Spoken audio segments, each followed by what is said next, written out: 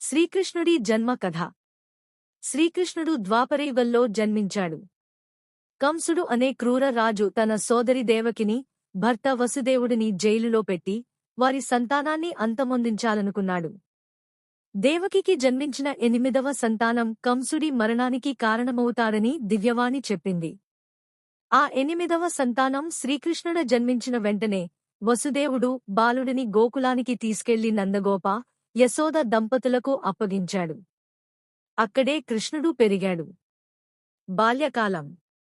గోకులంలో కృష్ణుడు ఎంతో కొంటెతనం బాలుడిగా పేరు పొందాడు. అతను వెన్న దొంగతనం చేసేవాడు, గోపికలతో లీలలు చేయవాడు. పూతన అనే రాక్షసిని చంపడం, శకటాసురుడిని సంహరించడం వంటి అనేక అద్భుతాలు చిన్ననప్పుడే చేశాడు. కంసుని వధ. కృష్ణుడు ఎదిగిన తరువాత అతను మథురలోకి వెళ్లి కంసుడిని సంహరించాడు. ఇలా తన తల్లిదండ్రులను విడుదల చేసి ధర్మాన్ని స్థాపించాడు. కురుక్షేత్ర యుద్ధం. కృష్ణుడు మహాభారత యుద్ధంలో పాండవుల పరంగా ఉన్నాడు. అతను యుద్ధానికి ఆయుధం ఎత్తలేదు, కాని అర్జునుడికి రథసారథిగా ఉండి భగవద్గీత ఉపదేశించాడు.